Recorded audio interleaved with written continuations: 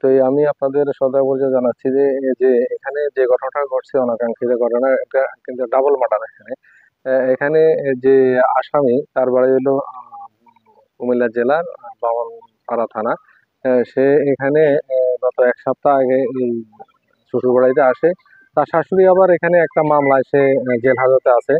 তো এখানে ভিকটিমরা দুই বোন এবং তার ছোট্ট একটা ভাই, 10 বছর প্লাস তার বয়স। তারাই ঘরে থাকে আর কি, ঘরটাও দেখতে পাচ্ছেন পাশাপাশি।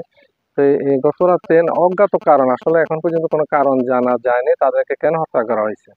তা তার ছোট ভাইয়ের ভাষ্যমতে দেখা যাচ্ছে যে তারা রাতের বেলা স্বাভাবিকভাবে খাওয়া দাওয়া করে ঘুমায় পড়ে।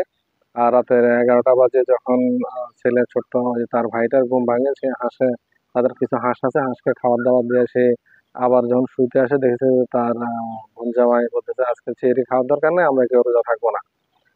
তুমিও থাকবে না, বলতেছে আমি তো রোজা থাকবো, বলছে না থাকবো না, আজকে তো আমরা কেউ থাকবো না। তো এবং সে এক পর্যায়ে দেখতেছে তার বোন জামাই তাদের রুম থেকে এসে তার স্ত্রীর নাক দেখতেছে নিঃশ্বাস আছে কিনা। তো সে ছোট মানুষ, সে কিছু ধারণা করতে পারে না, সে আবার ঘুমায় পড়ে। তখন ভোর 5টা বাজে সে আবার ঘুম থেকে ওঠে, ঘুম থেকে ওঠার পরে দেখে যে তার দরজা খোলা, তার বোন জামাই তার পাশে নাই। তখন সে বোন জামাইকে ডাকা, দুলাভাই দুলাভাইকে ডাকাডাকি করতেছে, কিন্তু দুলাভাই তো নাই, সে চলে গেছে অলরেডি। তখন তখন তার বোনের কাছে যায়, বোন দুইটা দিয়েছে নিথর দেওয়া পড়ে আছে।